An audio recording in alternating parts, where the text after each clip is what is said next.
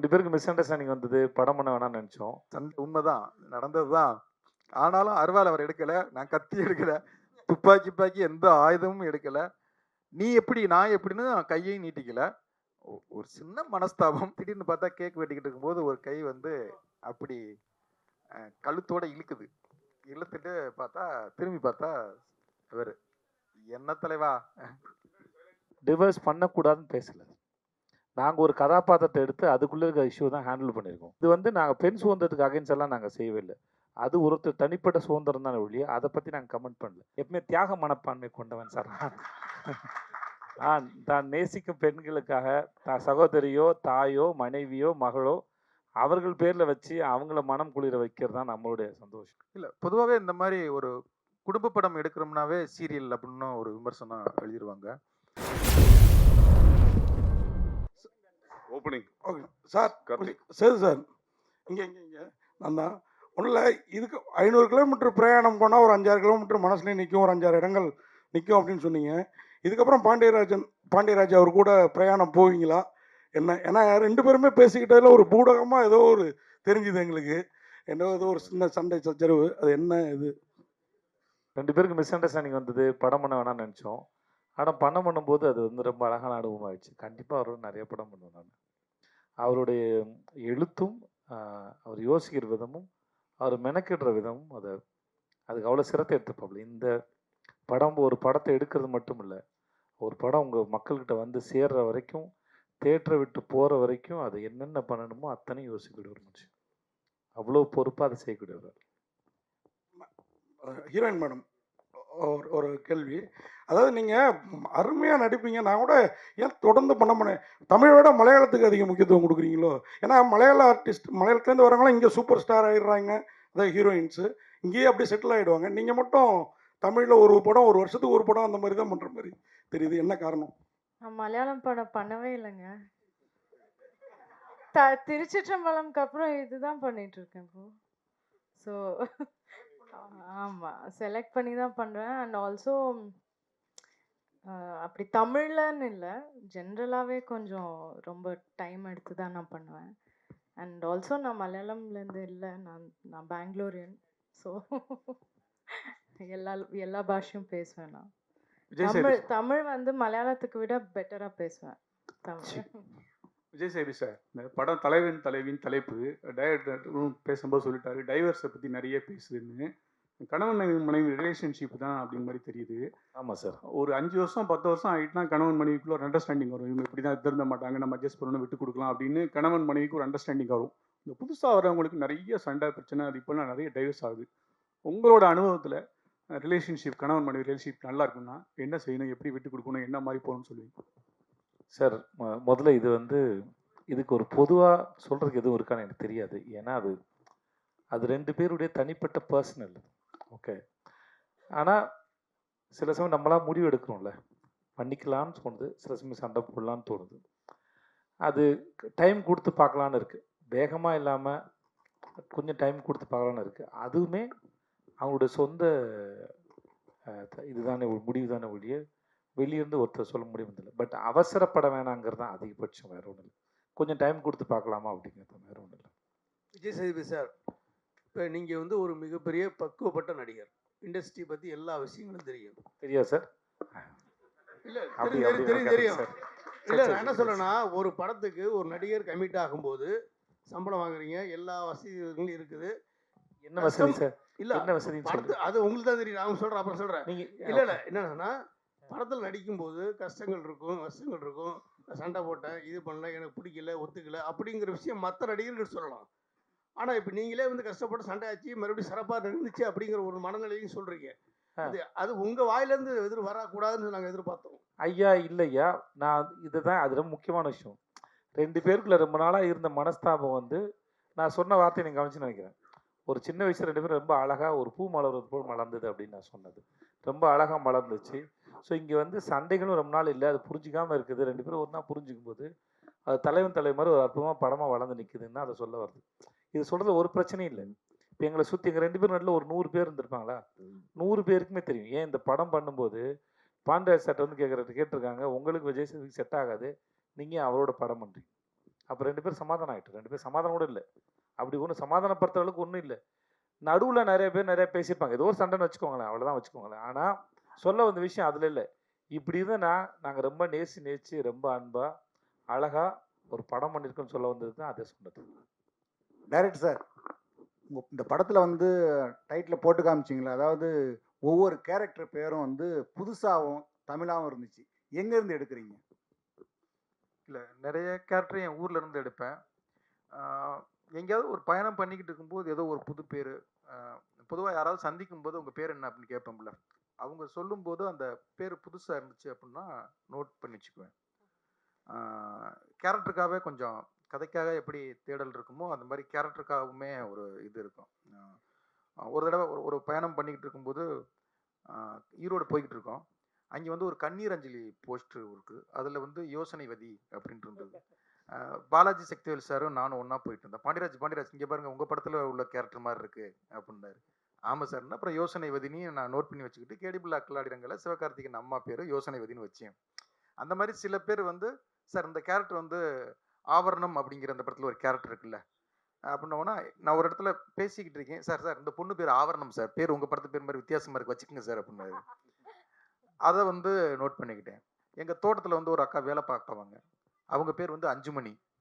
அது போன இடத்துல வந்து தேவதர்ஷினி கேரக்டருக்கு வந்து அஞ்சுமணின்னு வச்சேன். அதனால் அங்கங்கே கிடக்கிறத புறக்கி எடுத்துக்கிறது தான். டைரக்டர் சார், எனக்கு அந்த கடைக்குட்டி சிங்கத்தில் கண்ணுக்கினியால் வந்து ரொம்ப பிடிச்சி போயிருக்கு, அது ரொம்ப ரொம்ப அழகாக இருந்தது. அது பாண்டியன் பரிசு நாவல்ல இருந்து எடுத்த பேர் சார், சுட்ட பேர் சார்.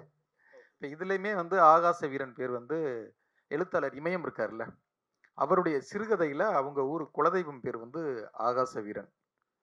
அப்புறம் வந்து அந்த பேர் எனக்கு ரொம்ப பிடிச்சிருந்தது, அவருக்கு ஃபோன் பண்ணி கேட்டு அந்த சிறுகதையை நான் விலைக்கு வாங்கிட்டு அந்த ஆகாசன் வீரன் பேரையும் அந்த சிறுகதையில் உள்ள ஒரு சின்ன போர்ஷனையும் அந்த படத்தில் நான் பயன்படுத்தியிருக்கேன். எங்களுக்கு இன்னொரு சர்ப்ரைஸ் என்னென்னா, அந்த சிறுகதையிலிருந்து தான் ஆகாச வீர பேர் எடுத்தேன். நாங்கள் ஒரு கோயிலில் போய் ஷூட் பண்ணோம். அந்த கோயில் பேர் வந்து தூண்டிகற்பரன் பேர், ரொம்ப முக்கியமான ஒரு கோயில். அங்கே போய் பார்த்தா ஷூட்டிங் எடுத்துக்கிட்டு இருக்கும்போது ஆகாச வீரன் அப்படின்னோன்னா அங்கே உள்ள பூசாரிகளுக்கெல்லாம் பயங்கர சந்தோஷம். அந்த கோயிலில் உள்ள ஒரு பேர் பார்த்தோம்னா ஒரு விளக்கு மாடம் மாதிரி இருந்தது, அதில் ஆகாச வீரன் வம்சம் அப்படின்னு எழுதியிருந்தது. அந்த பேரத்தை நான் எடுத்து படம் பண்ணிக்கிட்டு இருக்கேன். டைட்டிலே ஆகாச வீரன்லாம் எழுதினீங்களே, எல்லாரும் நிறைய பேர் எழுதியிருந்தாங்க ஆகாச வீரன் தான் டைட்டில் அப்படின்னு. அது எங்களுக்கு பயங்கர சர்ப்ரைஸாக இருந்தது. நான் எங்கேயோ எடுத்தது எந்த இடத்துல போய் ஷூட் பண்ணுறோமோ அங்கே ஒரு ஆகாச வீரன் பேர் இருக்கும்போது எங்களுக்கு பெருசாக நிறைய கனெக்ட் ஆச்சு. அப்படி தான் அங்கங்கே இருந்து எடுத்துக்கிறது தான். டைரக்டர் சார், டைரக்டர் சார், கொத்து சொல்லுங்க பரோட்டாவை சார். வச்சு ஒரு பாடல் முழுக்க எடுத்திருக்கீங்க. எனக்கு சார் கொத்து பரோட்டாவை வச்சு ஒரு ஆமாம் பாடல் சார், முழுக்க ஆமாம் சார். எடுத்திருக்கீங்க, நல்லா இருக்கு. ஆ. ஆனா அந்த பரோட்டா அதிகமா சாப்பிட்டா சுகர் வரும்னு ஏதாவது ஜிகே சேர்த்து விட்டுருக்கீங்களா வசனத்துல? ஆமாம், வேணா கார்டு வேணா போடலாம் சார். இல்லை, எதை சாப்பிட்டாலுமே பரோட்டா மட்டும் இல்லை சார், இன்னைக்கு நம்ம அரிசி சோறு சாப்பிட்டா கூட சுகர் வருதுன்னுலாம் கிளப்பி விடுறாங்க சார். அதனால வந்து எல்லாத்துலேயுமே இன்னைக்கு உணவு வந்து ஒரு அரசியலாக மாறிடுச்சு. எல்லாத்துலேயுமே வந்து எதை அதிகமாக சாப்பிட்டாலும், பிரியாணி அதிகமாக சாப்பிட்டாலுமே பிரச்சனை வரும் சார். அரிசியை விட மைதா அதிகம், அதனால சொல்றேன். வேணா பரோட்டா வரதுல வேணா சொல்லிடுறேன், பரோட்டா அதிகம் சாப்பிட்றதுல வேணா ஸ்மோக் புகைப்பிடிக்காதீர்கள்னு கார்டு போடுறது மாதிரி வேணா பரோட்டா அதிகம் சாப்பிடாதீர்கள்னு ஒரு கார்டு போட்டுருங்க சார். என்னன்னா சென்சாருக்கு அனுப்பிட்டேன் சார், வேணா ட்ரை பண்ணி பார்க்குறேன் சார்.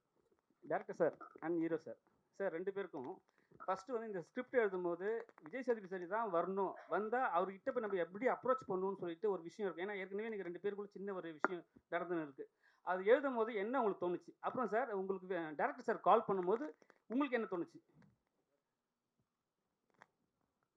இல்லை, நாங்கள் சண்டைக்கு அப்புறம் மிஸ்கின் சாருடைய பிறந்த நாளில் ஒன்று சேர்ந்துட்டோம்.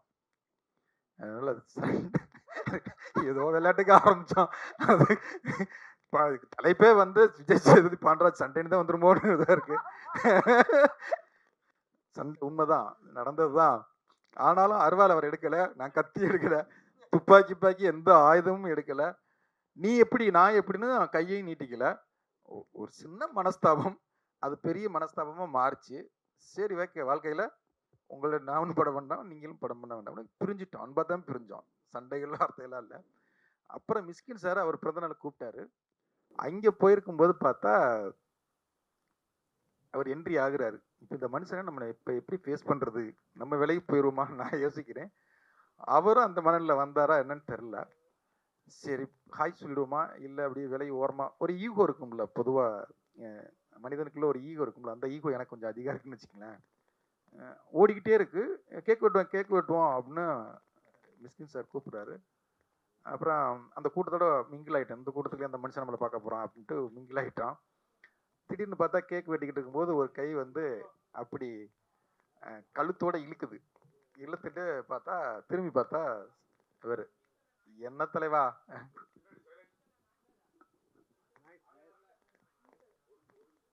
இல்லை கேள்வி சண்டையை பற்றியே கேட்கணுன்னா கேமராவுக்கு கடுப்பாயிடுச்சு. அதனால அந்த அந்த என்ன தலைவா அப்படி பண்ணிட்டீங்க அப்படின்னு சொல்லிட்டு அடுத்து ஒரு படம் பண்ணுவோமான்னு அங்கேயே ஒன்று சேர்ந்துட்டோம். அது அவரே கேட்டுட்டாரு. இல்லை தலைவா அன்னைக்கு நீங்கள் கொஞ்சம் அப்படின்னு, இல்லை நீங்களும் கொஞ்சம் அப்படி தான் பேசுனீங்க அப்படின்னு. சரி ஓகே அடுத்து ஒரு படம் பண்ணுவோம் அப்படின்னா அப்புறம் கதையை வந்து நான் என் கேமராமேன்கிட்ட சொன்னேன், இது சேது சார் பண்ணால் தான் நல்லா இருக்கும்னா. சேது சாரோட அவன் வந்து நிறைய படங்கள் பண்ணியிருக்கான். அவன் உடனே ஃபோன் அடித்து பாண்டியராஜ் ஒரு சரியான கதை வச்சுருக்கான் கேளுங்க அப்படின்னாரு. ஓகே வர சொல்லுங்கள், எனக்கு ஒன்றும் பிரச்சனை இல்லை. கதையை போய் சென்னேன். ஒரு 20 நிமிஷம் தான் ஃபஸ்ட்டு நான் கதைக்கு சொன்னேன் அவருக்கு. அப்போ வந்து ஒரு ஐடியா ஒரு இது இருந்தது. கேட்ட உடனே அந்த ஆகாச வீரன், பேரரசி, பொற்சொல்வன், அந்த ஒரு 10 கேரக்டர் பேரும்போதே அவர் ரொம்ப சார் சூப்பராக இருக்குது சார், பேரே ரொம்ப அழகாக, ஒரு ரசிக்கிற விதம் இருக்குல்ல, ஒரு கதையை வந்து அவ்வளோ அழகாக அதை ரிசீவ் பண்ணி அவ்வளோ அழகாக ரசித்து சார் நான் அதை உடனே பண்ணுறேன். அவர் மேனேஜர் குமார் சார் 2 பேரும் தான் கேட்டாங்க. அது கேட்ட உடனே ஒருத்தரை பார்த்து சூப்பராக இருக்குது நம்ம பண்ணிடுவோம் சார் அப்படின்னாங்க. அப்படி தான் அது அன்பா அழகாக ஸ்டார்ட் ஆனது. Sir Thyagarajan sir. இல்லை சார், எல்லாத்தையும் அவர் கேட்குதா, எல்லாத்தையும் சொல்லி முடிச்சிட்டார்ல. இதுக்கு மேலே சொல்கிறதுக்கு உண்மை இல்லை. சுகு சார் சொன்னாப்புல அதான் எல்லாமே சொல்லி முடிச்சேன். இதுக்கு மேலே நான் என்ன பதில் சொல்கிறேன்னு தெரியல. கதையை சொன்ன உடனே அது ரொம்ப பிடிச்சி போச்சு, அவ்வளோதான். அது இவங்களுக்கும் அவ்வளோதான் சொல்லியிருப்பேன். உங்களுக்கு எல்லாம் சொல்லியிருப்பேன் கதை. உங்களுக்கு 20 மினிட்ஸ் சொல்லியிருப்பாரு ஃபஸ்ட்டு. இல்லை ஃபுல் நரேஷன் கொடுத்துருவாங்க. ஃபுல் தானே சொன்னீங்க, ஃபுல் ஸ்டோரி சொன்னீங்க. அவ்வளோதான் இருக்கும். பட் அது கேட்ட உடனே இது எல்லாருக்குமே சரி, அவர் சொல்கிற விதத்துலேயே பிடிச்சிடும், எனக்கு தெரிஞ்சிருக்கேன். சார் தியாகராஜன் சார், இந்த சண்டையில் நீங்கள் எதுவும் பாதிக்கப்படுறீங்களா சார்? சார் நம்ம அந்த டாப்லேருந்து வெளியே போவோமா சார்? அது முடிஞ்சு போச்சு சார். அது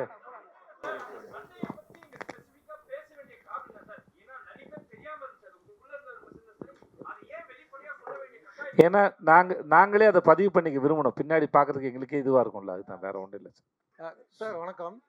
பொதுவாக வந்து உலகத்திலேயே ரொம்ப ஒரு மன நிம்மதி உள்ள மனிதர்கள் வாழக்கூடிய நாடுகள்னு ஒரு 10 சொல்கிறாங்க. அந்த 10 பின்லாந்து, நார்வே இந்த மாதிரி. அங்கே இருக்கக்கூடிய ஒற்றுமை என்ன அப்படின்னா, கடவுள் மறுப்பாளர்கள் அதிகம், அடுத்தது விவாகரத்துகள் அதிகம். ஆனால் தமிழ் சினிமாவில் பார்த்தீங்க அப்படின்னா, இந்த ஒரு தம்பதி அப்படின்னாலே அவங்க விவாகரத்தே பண்ணக்கூடாது அப்படிங்கிற மாதிரி தான் வருது. அது வந்து யதார்த்த மனநிலைக்கும் ஒரு பெண்ணுரிமைக்கும் எதிரான ஒரு மனப்போக்கா, அது எப்படி இருந்தாலும் அட்ஜஸ்ட் பண்ணி தான் ஆகணும் அப்படிங்கிற மாதிரியான ஒரு ஒட்டுமொத்தமாக கேட்குறேன், உங்கள் படம்ட்டு கேட்கல. அப்படி இல்லாமல் இயல்பான ஒரு விஷயத்தை கொண்டு வந்தா என்ன சார்? முதல்ல நீங்கள் ஒட்டுமொத்தமாக கேட்கலாம், நாங்கள் எங்கள் படத்தில் தான் பதில் சொல்ல முடியும். இந்த படத்தில் நாங்கள் வந்து டிவர்ஸ் பண்ணக்கூடாதுன்னு பேசலை. நாங்கள் ஒரு கதாபாத்திரத்தை எடுத்து அதுக்குள்ளே இருக்க இஷ்யூ தான் ஹேண்டில் பண்ணியிருக்கோம். ஸோ அந்த சுச்சுவேஷன் வரும்போது என்னவா இருக்குது, என்ன முடிவு எடுக்கிறாங்க சொல்லியிருக்க மொழியை. அப்புறம் இது வந்து நாங்கள் பெண் சுதந்திரத்துக்கு அகைன்ஸ்ட் எல்லாம் நாங்கள் செய்யவே இல்லை. அது ஒருத்தர் தனிப்பட்ட சுதந்திரம் தானே ஒழிய அதை பற்றி நாங்கள் கமெண்ட் பண்ணல. நாங்கள் எப்பவுமே ஒரு கதை சொல்லும்போது அதில் கதாபாத்திரங்கள் வருது, அந்த கதாபாத்திரம் அதுக்கு என்ன ரியாக்ட் பண்ணுறாங்க அதை பற்றி தான் சொல்கிற மொழியை. இப்போ நீங்கள் சொல்கிற மாதிரி எடுத்துக்கின்னு வச்சுக்கோங்களேன், அது அவங்களுடைய சொந்த வாழ்க்கை என்ன பிரச்சனை, அவங்க ஏன் விவகாரத்துக்கு போனாங்க, அந்த பிரச்சனை எடுத்து நாங்கள் கன்வின்ஸ் பண்ணல. நாங்கள் இன்னொருத்தர் வாழ்க்கை பிரச்சனை எடுத்து நாங்கள் கன்வின்ஸ் பண்ணி இது கட்டாயம் சேர்ந்து வாழணும்னு சொல்ல வரலாங்க. இந்த பிரச்சனையும் இவங்களை பற்றி தான் பேசுகிறோம். ஓகே தானே sir? Thank you sir. So Nithya Menon, உங்களுக்கு கொஸ்டின். ஸோ நீங்கள் தமிழில் படங்கள் ரொம்ப சூஸியாக பண்ணுறதா கேள்விப்பட்டோம். அண்ட் இந்த படம் ஜென்ரலாக நீங்கள் சூஸியாக படங்கள் பண்ணுறீங்க. ஸோ டிரெக்டர் பாண்டியராஜ் கதை சொல்லும்போது உங்களை ரொம்ப அட்ராக்ட் பண்ண விஷயம் வந்து கதை, ஃபர்ஸ்ட் இடத்துல கதையா இல்லை விஜய் சேதுபதி பாண்டியராஜ் காம்பினேஷனா, என்ன விஷயம்? இல்லை 100% கதை தான் எனக்கு ஃபர்ஸ்ட் முக்கியம். ஆனால் ஓகே. அண்ட் அதே மாதிரி நீங்கள் வந்து நேஷனல் வாங்கினதுக்கப்புறம் ஒவ்வொரு இயக்குநர்களும் கதை சொல்ல வரும்போது ஆரம்பிக்கிற விஷயம் என்ன, இந்த படம் பண்ணவங்க உங்களுக்கு கண்டிப்பாக ஒரு அடுத்த நேஷனல் அவார்டு கன்ஃபார்ம் அப்படின்னு ஆரம்பிக்கிறாங்களா, எப்படி ஆரம்பிக்கிறாங்க?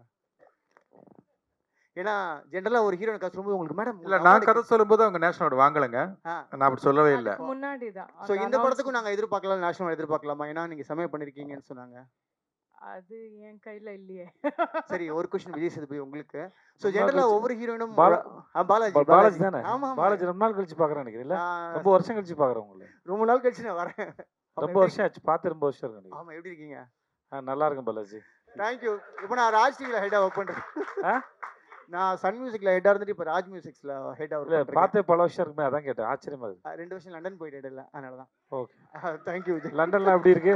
நல்லா இருக்கு, நல்லா தேங்க்யூ. ஸோ இந்த படத்துல வந்து நீங்க சேர்ந்து ஒர்க் பண்ணிருக்கீங்க. ஹீரோயின் நித்யா மேனன், 2 பேரும் காம்பினேஷன்ல வந்து ஒரு மறக்க முடியாத விஷயம். ஏன்னா ஒவ்வொரு ஹீரோயினுக்கும் ஒரு அழகான கெமிஸ்ட்ரி இருக்கும். ஸோ இதுல சொல்லுங்க ஜென்ரலாக என்ன விஷயம்? ஏன்னா ட்ரெய்லர் பார்க்கும்போது ரொம்ப க்யூட்டாக அழகா இருக்கு. கீழே கமெண்ட்ஸ்லாம் பார்த்தேன், ட்ரெய்லர்ல பயங்கர பாசிட்டிவா இருக்கு. 2 பேர் காம்போக்கு அவ்வளோ அழகான ஒரு ஃபீட்பேக் இருக்கு. எப்படி செட்ல? இல்லை முதல்ல வந்து இது எழுதப்பட்டதான் சார். முதல்ல என்ன எழுதியிருக்காங்களோ அதுதான் ஒன்று. ரெண்டாவது வந்து அது ஒரு பேப்பரில் இருக்கிறத ஒரு ஆக்டர் எவ்வளோ தூரம் புரிஞ்சுக்கிறாங்களோ அதுக்கப்புறம் தான் அதில் வந்து சரி. எங்கள் டைரக்டர் சொன்ன மாதிரி, என் கூட இருக்க நிறைய பேர் நடிக்கும்போது சொன்ன மாதிரி, இது பார்க்கறதுக்கும் சரி ரொம்ப நிஜமாக இருக்குது. சண்டை போடும்போது சரி, கொஞ்சிக்கும் போதும் சரி, இல்லை ஒருத்தர் மிஸ் பண்ணிக்கிற மாதிரி இருந்தாலும் சரி, அது அந்த பேப்பரில் இருக்கிறத அதோட ஃபீலை எங்கள் டைரக்டர் என்னவா நினச்சி எழுதினாருங்கிறத ஒரு ஆக்டர் புரிஞ்சிக்கும் போது அதுக்கு உயிர் வருதுன்னு நான் நம்புகிறேன். ஸோ அதை ரொம்ப பண்ணக்கூடிய ஜகஜால கில்லாடி வந்து நித்யா மேனன். ஸோ வாழ்த்துக்கள். ட்ரெய்லர் ரொம்ப ப்ராமிசிங்காக இருந்தது. வாழ்த்துக்கள். ரொம்ப நாள் கழிச்சு உங்களை பார்த்ததில்ல, சந்தோஷம். லண்டன் பிரயாணத்தை பற்றி ஏதாவது புத்தகம் எழுதா வெளியிட்டீங்கன்னா கண்டிப்பாக என்னை கூப்பிடுங்க, நான் வரேன். Thank you so much. வாழ்த்துக்கள் பாலாஜி. ஹீரோ சார், இங்கே சார் சொல்லுங்கள் புரோட்டா சார். மாஸ்டராக நடிச்சிருக்கீங்க.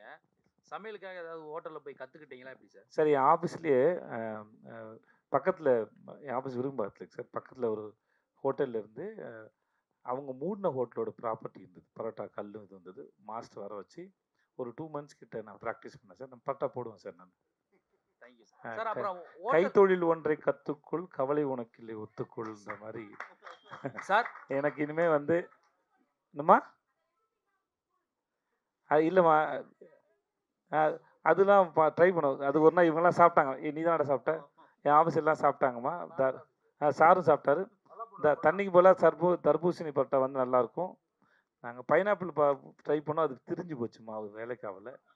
ஸோ அதனால் சார் இன்னொரு கேள்வி. ஹோட்டல் பேர் வந்து உங்கள் தங்கச்சி பேரில் இருக்கு, அது உங்கள் பேர் வைக்க சொல்லி நீங்கள் டேரக்டர்கிட்ட கேட்கலையா? ஹோட்டலுக்கு பேர் ஆண் எப்பவுமே தியாக மனப்பான்மை கொண்டவன் சார். ஆண் தான் நேசிக்கும் பெண்களுக்காக சகோதரியோ தாயோ மனைவியோ மகளோ அவர்கள் பேரில் வச்சு அவங்கள மனம் குளிர வைக்கிறது தான் நம்மளுடைய சந்தோஷம் சார். அதனால ஸோ ராகவர்த்தினி பேரரசி ஆனதான் படத்தில் பிரச்சனை சார். அது படம் பாருங்க உங்களுக்கு தெரியும் சார். பாண்டியராஜன் சார், இங்கே சார் லெஃப்ட். எங்கிட்டு எனக்கு ரைட்டு. சாரி சரி. இந்த தலைவன் தலைவி டைட்டில் அதுவே ரொம்ப கேட்சியாக இருக்குது. அது மாதிரி உங்களோட படத்தில் மட்டும்தான் இவ்வளவு பெரிய ஒரு நட்சத்திர பட்டாளங்கள் இவ்வளோ பேரையும் வச்சு வேலை வாங்குறது எப்படி? ஒவ்வொருத்தருக்குமே ஒரு இம்பார்ட்டன்ஸ் சார். கடைசியாக ஒரு சீன் அவர் கூட மனசில் நிற்கிற மாதிரியான கேரக்டர் வைஸும் சரி, அந்த பேர் வைஸுமே சரி, அதுக்கான அந்த ஹோம்ஒர்க் பற்றி சொல்லுங்கள் சார். இல்லை அது ஒவ்வொரு கதை எழுதும் போதும் இந்த படத்தில் 10 கேரக்டருக்கு மேலே இல்லை ஒரு 5-6 கேரக்டருக்கு மேலே இருக்கக்கூடாதுன்னு தான் எழுதுறேன். ஆனால் அது நிறைய வந்து சேர்ந்துருது. அப்புறம் சேர்ந்ததுக்கப்புறம் அந்த கேரக்டர்களுக்கு ஒரு முக்கியத்துவம். ஏன்னா நம்மளை நம்பி வந்திருக்காங்க. அது ஒரு சீனா 2 சீனாங்கிறது இங்கே முக்கியமே கிடையாது. ஏன்னா தமிழ் சினிமாவில் வந்து நிறைய படங்களில் ஒரு சீன் நடிச்சுட்டு ஒரு படம் ஃபுல்லாக நடித்தவங்கள விட பேர் வாங்கிட்டு போகிறவங்களாம் இருக்கிறாங்க. அப்போ அந்த ஒரு சீனில் இல்லை 2 சீனில் அவங்களுக்கு என்ன முக்கியத்துவம் கொடுக்குறோம் அப்படிங்கிறதுக்காக அதில் ஒரு ரைட்டிங்காக நான் ஷூட்டிங் போகிறது ரொம்ப ஈஸியாக எடுத்துடுவேன். ஆனால் ஷூட்டிங் போகிறதுக்கு முன்னால் ரைட்டிங் வந்து நான் அதுக்கு ஒரு டைம் எடுத்துக்குவேன். ஃபஸ்ட்டு ஒரு வெர்ஷன் எழுதுவேன், அது 2வது வெர்ஷன் 3வது வெர்ஷனா. இப்போ அந்த தலைவன் தலைவி வந்து 18வது வெர்ஷன் தான் படமாக எடுத்திருக்கோம். நான் சேதுபதி சார்ட்டே காமிச்சேன். ஏன்னா ஃபஸ்ட்டு ஒன்று தோன்றது பூரா எழுதிடுறது, அப்புறம் 2வது கொஞ்சம் ஃபில்டர் பண்ணுறது, அப்புறம் அதுக்கு 3வது வெர்ஷனில் வந்து இன்னும் கொஞ்சம் பெட்டர்மெண்ட் பண்ணுறது. ஃபஸ்ட்டு ஹீரோ ஹீரோயினை மட்டும் ஃபோக்கஸ் பண்ணி போகிறது, அப்புறம் அடுத்தடுத்த கேரக்டர்னா லேயராக ஒரு டைம் எடுத்துக்குவேன். எழுத்துக்கு தான் எனக்கு அதிகம் டைம். ஏன்னா ஷூட்டிங் எனக்கு ஏன் இவ்வளோ ஸ்பீடாக போகிறேன்னா, எனக்கு நான் ஸ்கிரிப்டில் எனக்கு பேப்பர் வந்து தெளிவாக இருக்குது எனக்கிட்ட. அதனால வந்து நான் ஈஸியாக போயிடுறேன், ஓடுறதுக்கு எனக்கு ஈஸியாக இருக்குது. அதனால் எனக்கு ஷூட்டிங்க்கு முன்னால் ப்ரீ ப்ரொடக்ஷனில் வந்து நான் தெளிவாக கேரக்டர் எழுதுறதுனால எனக்கு ஈஸியாக இருக்கும். டேரக்டர் சார், அப்புறம் விஜய் நீங்களும் இப்போ வந்து நீங்கள் டைட்டில் வச்சுக்கிறீங்க, பின்னாடி ஒரு ஹார்ட் எப்பவுமே ரெண்டு பேரும் அப்போ தானே கரெக்டாக இருக்கும். அது 2 கத்தி வச்சுருக்கீங்க. எப்பவுமே வந்து ஹஸ்பண்ட் ஒய்ஃப்ல சண்டை வந்தால் கருந்தி ஏதாவது ஒரு சட்டி தான் பறக்கும். கத்தி வச்சுக்கிறீங்க எதனால? வார்த்தை கத்தி மாதிரி சார், குத்தி கிழிச்சிடும் சார், பார்த்து பயன்படுத்தணும் சார். ஆனால் அப்புறம் வந்து அதான் சொல்லுவாங்க சார், தீனால் சுட்ட புண்ணு உள்ளாரும் மாறாதே, நாவினால் சுட்டவடு, அது மாதிரி தான் சார். ஆனால் அப்புறம் வந்து நீங்க கவிஞர் சார், நீ கவிஞர், நீ பேசுங்க சார், நீ கவிஞர் சார். எனக்கெல்லாம் வராது சார், இந்த வார்த்தை ஜாலம்லாம் வராது சார். அப்புறம் யாரு ஒரு ஒரு படத்துக்கு மொத்தமா எழுதி முடிச்சிட்டு ஏன்னா அப்புறம் வந்து பரோட்டானா தமிழ் சினிமாவில் சூரி. அதுக்கப்புறம் வந்து விக்ரம் வேதால வந்து நீங்கள் எப்படி பரோட்டா சாப்பிடணும்னு சொல்லி கொடுத்துருப்பீங்க. இப்போ இதில் வந்து எப்படி செய்யணும்னு கற்றுக் கொடுப்பீங்களோ? தர்மபுரியில பரோட்டா சாப்பிடக்கூடாதுன்னு சொல்லியிருக்கேன் டாக்டரை வந்து. ஆமாம்மா இல்லை சார், என்ன பதில் சொல்லி முடிக்கல. அடுத்து நீங்கள் தான் சார். இல்லைங்க சார், எனக்கு ஒரு நிமிஷம் சார். இதில் வந்து என்ன சார் பரோட்டா எப்படி செய்யணும்னு சொல்லியிருக்கேன் சார். ஆமாம். அந்த சுவையாக இருக்கும், பார்த்து சாப்பிடுங்க, பத்திரமா சாப்பிடுங்க அப்படின்னு சொல்லியிருக்கேன் சார். கவலைப்படாதீங்க, நீங்கள் சொன்னதை ஞாபகம் இருக்குது சார். அதனால் இல்லை சாப்பிட்றது உங்கள் இஷ்டம், விற்கிறது எங்கள் வேலை. உங்கள் உடம்பு மேலே உங்களுக்கு அக்கறைலாம் எங்களுக்கு எதுக்கு இருக்கணும் அக்கறை சொல்லுங்கள் பார்ப்போம், இல்லையா? இன்றைக்கி தான் எல்லா இடத்துலையும் முன்னாடி விட இது நான் இப்போது சில சமயம் தோணும் சோஷியல் மீடியாலாம் வந்து நிறையா இப்படி வருதுன்னு தோணும். ஆனால் பல சமயத்தில் என்னவா இருக்குன்னா, உங்களுக்கு எல்லாத்த பற்றியும் ஒரு பக்கம் உருட்டுகள் இருந்தாலும் ஒரு பக்கம் வந்து அதோட அவேர்னஸும் அது இருக்குது. அது சாப்பிட்டா என்ன ஆகும் அப்படின்னு. வயிற்றுக்கு இப்போது ரீசெண்டாக ஒரு இன்ஸ்டாவில் ஒன்று பார்த்தேன் சார். வயிற்றுக்குள்ளே நீங்கள் கண்டது போட்டு அமைச்சுன்னா வயிற்றுக்குள்ளே இருக்கிற சாப்பாட்டுக்கும் வயிற்றுக்கு நடக்கிற இன்ட்ராக்ஷன்ஸ்லாம் ஒருத்தர் வீடியோ பண்ணியிருப்பார். அவர் பேர் மறந்துட்டேன் நான். ஒன்றுனா அதுக்கு மேலே கூல்ட்ரிங்க்ஸை குடிச்சு, அதுக்கு மேலே சிகரெட்டை பிடிச்சி உள்ளே வந்து அது வயிற்றுக்குள்ள என்ன நடக்குதுன்னு இன்ட்ராக்ஷன்லாம் ஒரு இன்ஸ்டாவில் ஒரு வீடியோ பார்த்தேன். ஸோ இப்போ வந்து நிறைய அவேர்னஸ் க்ரியேட் பண்ணுறாங்க உங்களுக்கு எல்லாத்த பற்றியும். அவர் வந்து பேசினார், ஒரு ஊரில் வந்து ஏதோ ஒரு நாட்டில் வந்து மன நிம்மதியோடு இருக்கிறதுக்கான காரணம் ஸ்வீடனை சொன்னாங்க. ஸோ இப்படி நீங்கள் எதை வேணால் தேடலாம்.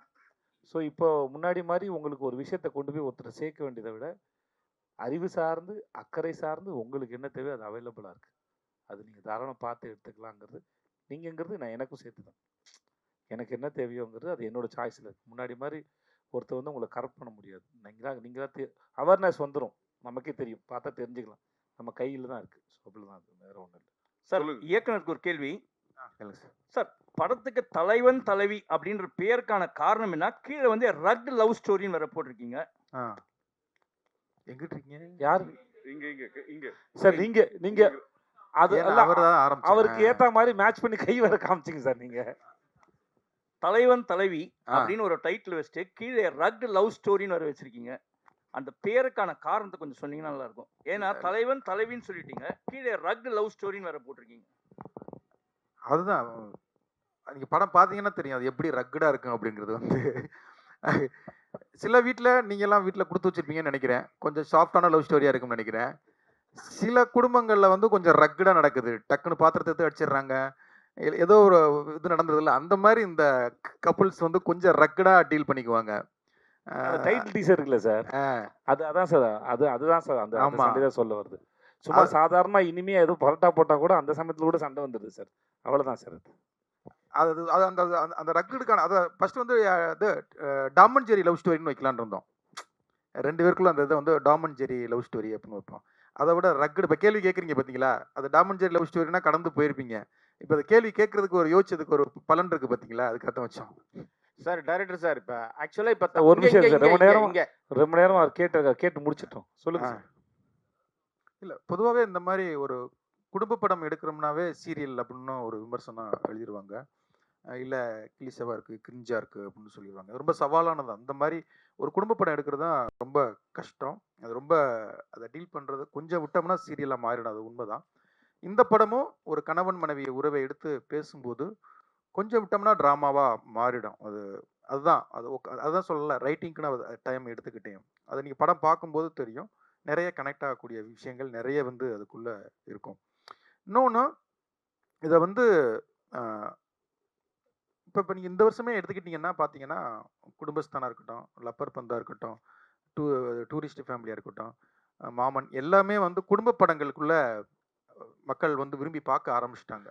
நிறைய உறவுகள் வந்து என்னதான் பிரிஞ்சிருந்தாலும் தனித்தனியாக இருந்தாலும் அவங்களுக்குமே ஒரு திருவிழாவோ ஒரு கல்யாண அதுவோ ஒரு சடங்கோ ஒரு தேவைப்படுது. அந்த மாதிரி வந்து உறவுகள் வந்து என்றைக்குமே அதை வந்து தவிர்க்கவே முடியாது.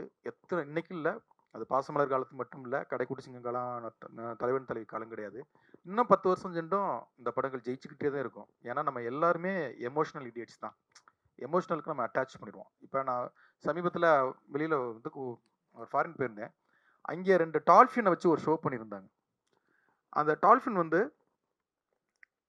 அதுக்கு உணவு அந்த டைம் வரைக்கும் போட்டு கொடுக்காம வச்சுருப்பாங்க போல். அந்த அந்த 2 மீனை தூக்கி போடுவாங்க, வந்து டபக்குன்னு பிடிக்கும். அதுக்கப்புறம் ஒண்ணு சொல்லுவாங்க, அது போய் டைவ் அடிக்கும். பலூனை கொண்டு வந்து மேலே போடும். ஒரு ஷோ பண்ணிக்கிட்டே இருக்காங்க. ஆனா ஒவ்வொரு தடவை அது பண்ண பண்ண அந்த 2 மீன் பீஸை தூக்கி போட்டுக்கிட்டே இருப்பாங்க. அந்த மீன் பீஸ்க்காக அது அவங்க சொல்றத பூரா கேட்குது. அது பயங்கர எமோஷனா இருந்தது. அது 2 பேரை அது அதோடைய மூக்குல வச்சுக்கிட்டு, அத தலையில வச்சுக்கிட்டு சல்லுன்னு கொண்டு போய்கிட்டு இருக்கு. அந்த சீன்லாம் பார்க்கும்போது எனக்கு பொல பொல பொலன்னு கண்ணீர் கொட்டிருச்சு.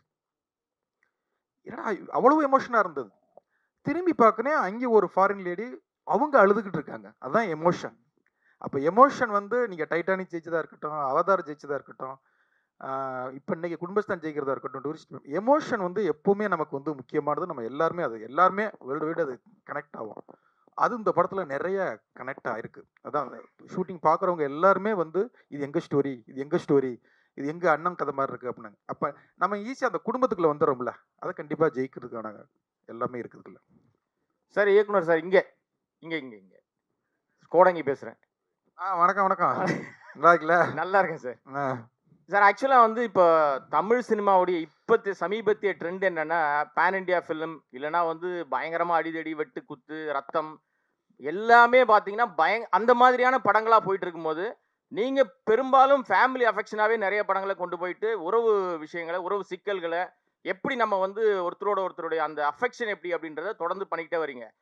இன்னைக்கு இருக்கிற தயாரிப்பாளர்களும் இந்த மாதிரி உறவு சிக்கல் படம் இல்லைனா வந்து ஒரு ஃபேமிலி அஃபெக்ஷன் படம் எடுக்கிறதுக்கு தயாராகவே இல்லைன்னு தான் சமீபத்திய படங்கள் நமக்கு உணர்த்துது. பெரிய பிரபலங்கள் இப்போ விஜய், நம்ம சேதுபதி அவர்கள் மாதிரிலாம் பெரிய நடிகர்கள்லாம் பெரும்பாலும் பார்த்தீங்கன்னா அவங்க ஒத்துக்கிறாருன்னா எல்லா படத்துக்கும் ஒத்துக்கிறாரு. அதாவது என்னன்னா நல்ல கண்டென்ட் இருந்தால் ஒத்துக்கிறாரு. மற்ற பெரும்பாலான நடிகர்கள் வந்து பேன் இண்டியாவாக இருக்கணும், அந்த லாங்குவேஜ் இந்த லாங்குவேஜ் எல்லாரையும் போட்டுட்டு இருக்காங்க இல்லையா.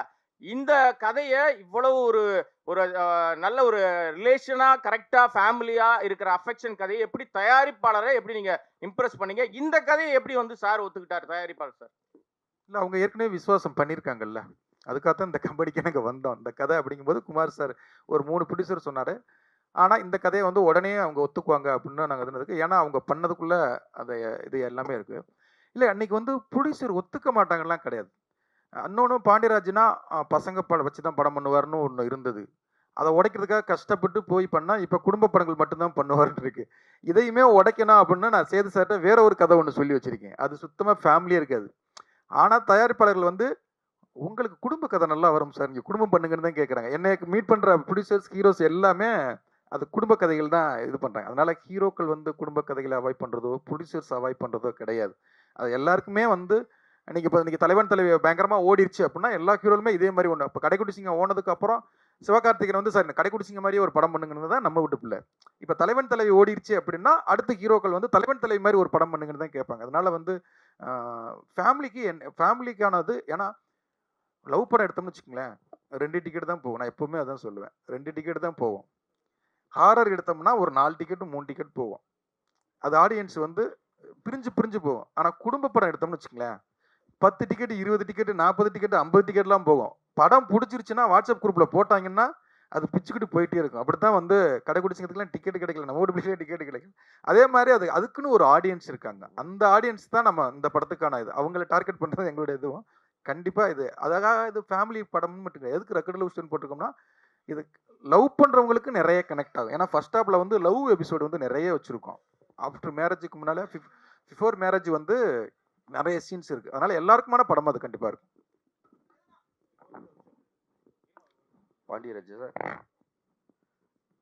பாண்டியராஜ் சார், நம்ம ஊரு கிளிக்கு கவலைப்படாத நீங்க டால்பினுக்கு கவலைப்பட்டிருக்கீங்க. நம்ம ஊரு கிளி ஒரு நெல்லுக்கு ஒரு இது பண்ணுவோம் ஜோசியம் பார்க்கறதுக்கு, அதுக்கு கவலைப்படாத நீங்க. அது கவலைப்படலாம் நான் சொல்ல, சமீபத்துல ஒரு ஷோ பார்த்துட்டேன்னு சொன்னேன். ரொம்ப மனசை பார்த்துச்சுன்னு சொன்னீங்க. சரி, ஆமாமா, நீங்க அழுதுடுவீங்க. Senthil sir, producer Senthil sir, 2 பேரும் டார்ச்சர் பண்ணாங்கன்னு பேசிட்டு இருக்கீங்க. இதுல விஜய் சேதுபதி டார்ச்சர் பெருசா பண்ணாரா இல்ல பாண்டியராஜ் நிறைய டார்ச்சர் பண்ணாரா? எங்களை பொறுத்த வரைக்கும் அவங்க பாட்டு ஒர்க் பண்ணிட்டே இருந்தாங்க, எந்த டார்ச்சரும் கிடையாது. அவரு பாண்டியராஜ் சார் பொறுத்த வரைக்கும் என்னன்னா, அவருக்கு வேலை நடக்கணும்.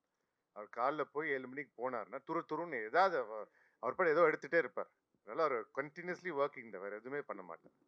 அதனால அவர் பொறுத்த வரைக்கும் எந்த டார்ச்சரும் எங்களுக்கு வந்தது கிடையாது. இது மாதிரி எவ்வளோ அமைதியாக எந்த படைப்பிடிப்பும் எங்களுக்கு ரொம்ப வருஷம் கழிச்சு நடந்தது. அது ஃபேமிலி படங்கள் பற்றி சொல்கிறாங்க. ஏன்னா ஒரே ஒரு பாயிண்ட் நான் சொல்லிக்கிறேன். சேட்டலைட் ரேட்டிங் பொறுத்த வரைக்குமே பார்த்தீங்கன்னா இன்னைக்கு குடும்ப படங்கள் கடைக்குட்டி சிங்கம் தான் விஜய் டிவியில் இருக்கல, அதுக்கு அதிகமான டிஆர்பி ரேட்டிங் பெற்ற படம். அதே மாதிரி விஸ்வாசமும் சமீப காலத்தில் சன் டிவியில் அதிகமான டிஆர்பி ரேட்டிங் பெற்ற படம். அதனால குடும்ப படங்கள் வந்து நம்ம அவங்க ஃபேமிலி ஆடியன்ஸை நம்ம வந்து ஏதோ கம்மியாக மதிப்பிடுற மாதிரி இருக்கு. நீங்கள் வால்ட் டிஸ்னி எப்படி வளர்ந்தது? வால்ட் டிஸ்னியே வளர்ந்தது குடும்பத்துக்காக படத்தினால தான் வால்ட் டிஸ்னியே வந்தது. நீங்கள் அவங்க ஸ்டோரிஸ்லாம் பார்த்தீங்கன்னாவே நிறைய நம்ம ஆதி காலத்து கதை முறைகளை வித்துற அவங்களே ஸ்டோரிஸ் பண்றாங்க, கதைகள் பண்றாங்க, கதைக்களங்கள். அதனால உங்களுக்கு எங்களை பொறுத்த வரைக்கும் இது அவங்க சொன்ன மாதிரி அமைதியான ஷூட்டிங். அதுவும் நீங்க அந்த பூண்டி கருப்பர் கோயில்லாம் போனீங்கன்னா ரொம்ப அற்புதமான கோயில், அதான் யாரும் பார்த்துருக்கவே மாட்டாங்க. சார் ப்ரொடியூசர் செந்தில் சார், உங்களுக்கு தான் இந்த கேள்வி. இப்போல்லாம் வந்து ப்ரொடியூசர் வர்றதே அவர் பையனை நடிக்க வைக்கிறதுக்கு, இல்லை அவர் நடிக்கிறதுக்கு அப்படி தான் வராங்க பெரும்பாலும். நீங்கள் ஆள் பார்த்தீங்கன்னா ஜிம் பாடி ஒயிட் ஒயிட்டாக பயங்கரமாக இருக்கீங்க.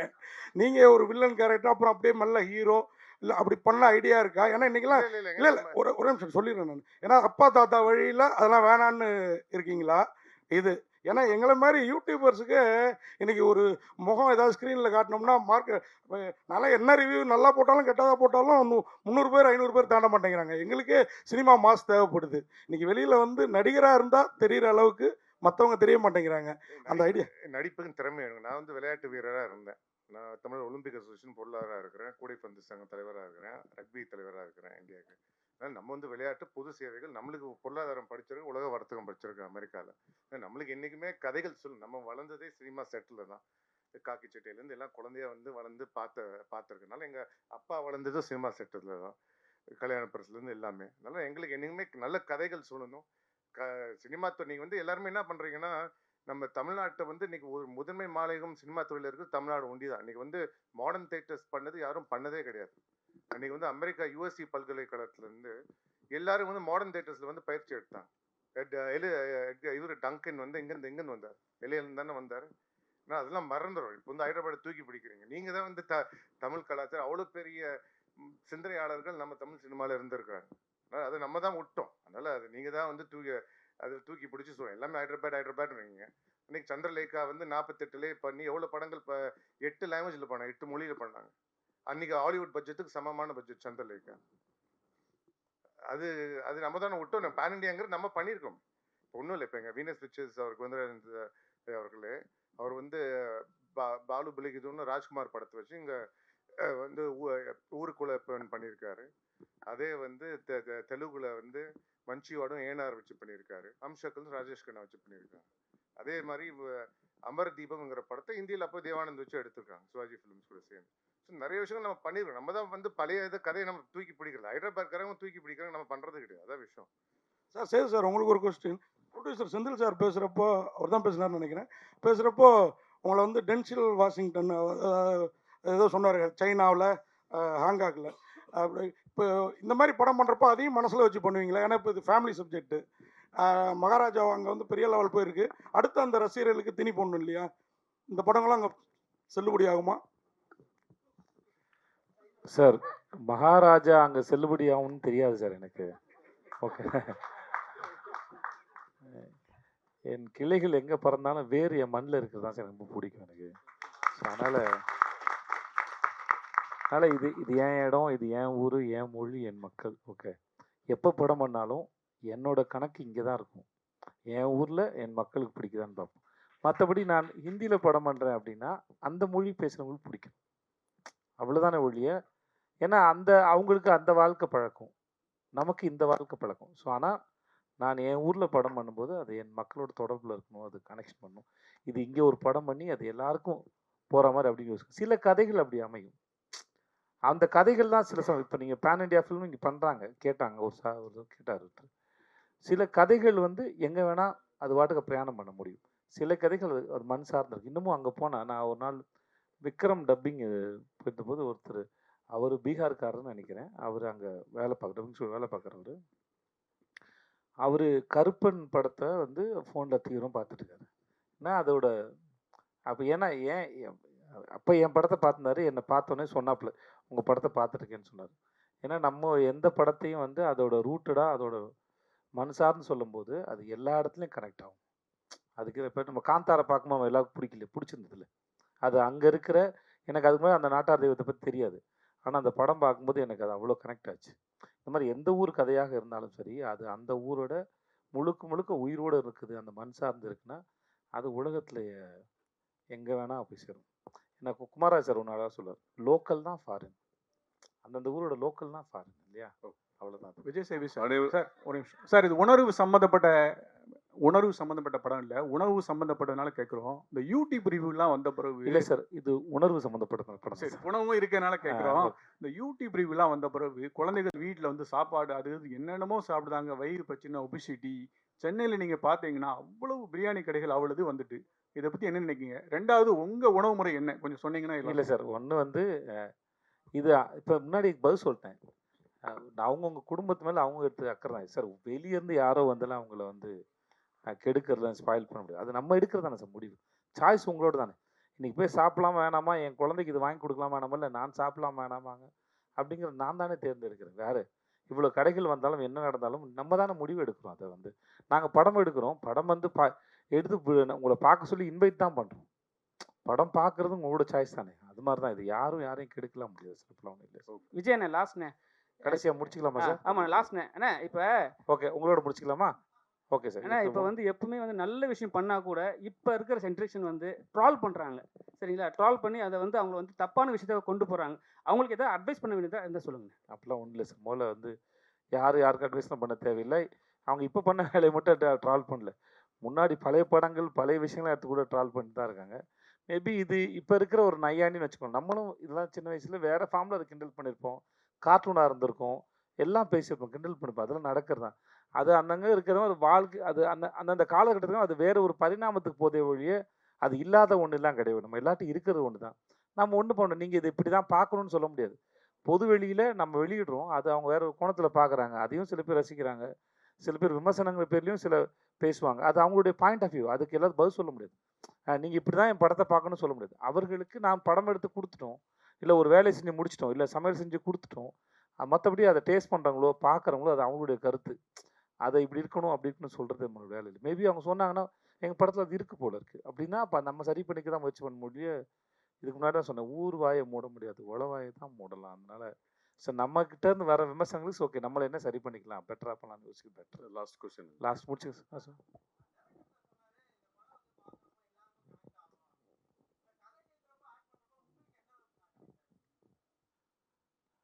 எனக்கு எவ்வளோ கனெக்ட் ஆகுதுங்கிறது படம் பார்த்தீங்கன்னா உங்களுக்கு தெரியும். ஏன்னா அது வந்து ஒரு எப்படி சொல்கிறது, நாங்கள் இந்த படத்தில் வந்து 3 செட்டு, 3 இடம் வந்து முக்கியமாக மேஜராக ஒரு 3 இடம் இருக்குது. நிறைய இடத்துல ஷூட் பண்ணியிருக்கோம். மேஜராக 3 இடம் இருக்குது. நித்யாவோட வீடு, என் வீடு, ஹோட்டலு, அப்புறம் கோயில், மற்றது நிறைய இடத்துல இருக்குது. பட் இங்கே வந்து நாங்கள் ஷூட் பண்ணும்போது நாங்கள் எல்லாரும், நான், நித்யா, தீபாக்கா, இப்படி எல்லாரும் ஷூட் முடிச்சதுக்கப்புறம் அந்த செட்டு இருக்கு இல்லையா, அந்த செட்டு அந்த வீடை விட்டு பிரிய முடியல. ஆக்சுவலாக வந்து டைரக்டர் சொல்லிட்டு இருந்தார், அந்த ஹோட்டலில் பேரரசி ஹோட்டலில் வந்து பிரிக்கும்போது ராகவர்த்திங்க இப்போ ராகவர்த்தி ஹோட்டலில் பிரிக்கும்போது பிரிக்கிற வீடியோ எடுத்து அனுப்பியிருக்காங்க, அதையே பார்க்க முடியலன்னு. ஸோ அவ்வளோ தூரம் எமோஷன் ஆகிடுச்சு. இந்த இந்த இந்த படத்துக்கான கதாபாத்திரங்களும் போட்ட செட்டும் சரி, எங்கள் படம் எடுத்த நாங்கள் பேசிக்கிட்ட வசனங்களாக இருக்கும் சொல்லி, அது ஏதோ அது ஒரு லைஃப். அது ஒரு லைஃப். அது இப்போ வந்து முடிஞ்சிடுச்சு. பட் எங்கள் ஞாபகங்களில் மட்டும் அது இருக்கிறது வந்து ரொம்ப நல்லாயிருக்கு. ஒரு அழகான அனுபவமாக இருக்குது. அதான் முன்னாடி சொன்னேன், ஒரு நம்ம நீண்ட தூர பிரயாணத்தில் இப்போ நான் இவ்வளோ 50 படம் பண்ணியிருக்கேன்னா அதில் எனக்கு முக்கியமான சில இடங்கள் ஞாபகங்களான சில இடங்கள் இருக்கும். அடிக்கடி நம்ம போய் சில விசிட் பண்ணுவோம்ல, ஸ்கூல் டேஸில் சில மெமரிஸ்லாம் ரீவிசிட் பண்ணுவோம். என் பள்ளிக்கூடம் சைடு போகும்போலாம் ரீவிசிட் பண்ணுவோம். இப்போ நான் தூண்டிகருப்பு கோயில் போனாலோ, அழகு கோயில் பக்கத்தில் போனாலோ, இல்லை அந்த ஆனமலை பக்கத்தில் போனாலோ, இந்த இந்த மனசு உடனே போயிட்டு இந்த இடத்துக்கு போய் ரவுண்ட் அடிச்சு அந்த பிரயாணத்தில் போய் ரவுண்ட் அடிச்சிட்டோம். அது ஷூட் முடிச்சுட்டு நான் வேறு எதுக்கு மதுரைக்கு போனேன். கரெக்ட், நான் வெப் சீரிஸ் ஷூட்டுக்கு போனேன். அப்போ அவருக்கு ஃபோன் பண்ணேன், சார் நான் மதுரைக்கு வந்துட்டேன், ஹோட்டல் தங்கியிருக்கேன், அதே ஹோட்டல் தங்கியிருக்கேன் சார், நான் நாளைக்கு காலைல நம்ம ஷூட்டுக்கு போவேங்கிற ஆர்வத்திலே மனசு இருக்குது சார் அப்படின்னு சொன்னேன். ஸோ அந்த அளவுக்கு இந்த கதையும் வேலை பார்த்த அனுபவங்களும் அப்படி இருந்தது. ரொம்ப நன்றி உங்கள் எல்லாரும். சொல்லுங்க கடைசி கேளுங்க சார். கேளுங்க சார். இல்லை விருப்பமே இல்லாமல் அப்படி இல்லை, நம்ம நினைக்கிறது ஒன்றா இருக்கும். அவங்க சம்பளம் ரீதியாக ஒரு பிரச்சனைகள் இருக்கலாம், அவங்க கால் ஷீட்டு பிரச்சனையாக இருக்கலாம். அந்த மாதிரி அமையாமல் இருந்தது. மற்றபடி விருப்பம் இல்லாமலாம் ஒர்க் பண்ணுறது கிடையாது. எல்லா கேரக்டருமே அது ஹீரோயின் மட்டும் கிடையாது. இப்போ இந்த படத்தில் வந்து அரசாங்கம் கேரக்டர் வந்து செம்பன் வினோத் பண்ணியிருக்காரு. ஃபர்ஸ்ட் வந்து நாங்கள் பேசுனது வந்து மிஸ்கின் சார். அவர் ட்ரெயின் படத்துக்கு ரிலீஸுக்காக அவர் ஃபைனல் இருக்கிறதுனால அவரால் அந்த படத்தில் பண்ண முடியல. அவர் இல்லையே அப்படிங்கிறது வந்து அவர் பண்ணியிருந்தா வேற ஒரு இதுவாக இருக்கும். ஆனால் இதில் வந்து செம்பன் வினோத் இன்னும் அவர் ஒரு இதில் அழகாக பண்ணியிருக்காரு. அதனால வந்து ஐயோ மிஸ்கின் சார் இருந்திருந்தா இன்னும் அப்படி இல்லை, இவர் ஒரு நித்யாவுடைய அப்பாவா வேற மாதிரி அழகாக பண்ணிட்டார். அதனால எல்லா கேரக்டருமே ஹீரோயின் மட்டும் கிடையாது, எல்லா கேரக்டர்லையுமே நினைச்சது அமையாது. இதில் அவனுக்கு எல்லாமே நினைச்சது. இப்போ இந்த படத்துலையும் மிஸ்கின் சார் அமையாதுங்க ஒரு இதுதானே. அதனால அப்படிலாம் இல்லை, எல்லாரும் விருப்பப்பட்டு தான் இது பண்ணேன். பிடிக்காத ஹீரோயின் அப்படின்னு எதுவும் எழுதிட வேண்டாம். அதே மாதிரி தயாரிப்பாளர்களையும் எதுவும் எழுதிட வேண்டாம். அது வந்து அமைகிறது தான், கால் ஷீட் பிரச்சனையா இருக்கலாம். அனைவருக்கும் நன்றி. அண்ணா ஒரே ஒரு நிமிஷம், ஒரே ஒரு எல்லா ப்ரெஸ்ஸுக்கும் ஒரே ஒரு, இவர் பேர் ரோகன். இவர் பேர் ரோகன். இவர் வந்து இந்த படத்தில் தம்பி கண்ணா அப்படிங்கிற கேரக்டரில் விஜய் சேதுபதி சாருடைய தம்பியாக அந்த படத்தில் நடிச்சிருக்காரு. நல்ல ஒரு திறமையான பையன், நல்ல ஒரு இடத்துக்கு வரக்கூடிய எல்லா திறமைகளும் எல்லாமே இருக்குது. இந்த படத்தில் என்னால் முடிஞ்ச அளவுக்கு அவர் கேரக்டராக கொஞ்சம் இருந்த கேரக்டரை விட அவருடைய நடிப்பை பார்த்துட்டு கொஞ்சம் டெவலப் பண்ணியிருக்கோம். எங்களுக்கு எப்படி சப்போர்ட் கொடுப்பீங்களோ அதே மாதிரி ரோகனுக்கும் சப்போர்ட் கொடுங்க. கண்டிப்பாக இவன் வந்து ஒரு நாள் இதே ஸ்டேஜில் ஹீரோவாக உங்கள் முன்னால் நிற்பான். நீங்கள் இப்போவே அதை அவனுக்கு அங்கீகாரம் நீங்கள் கொடுங்க. நன்றி, ரொம்ப தேங்க்யூ. உங்கள் வந்து எல்லாருக்கும் நன்றி. கான்ட்ரவர்சியாக எதுவும் கொடுத்துறாதீங்க. 3 வருஷத்துக்கு அப்புறம் வருது படம். சேது சாருக்கும் எனக்கும் சண்டை மட்டுமே எழுதிட வேண்டாம். அது ஒரு சின்ன சாப்டரு, பெரிய சாப்டர் நிறைய இருக்குது. அதனால் படம் ப்ரெஸ் ஷோக்கு அப்புறம் உங்களை எல்லாரையும் சந்திக்கிறோம். ரொம்ப நன்றி, ரொம்ப நல்லா இருந்தது, ரொம்ப நன்றி, தேங்க்யூ.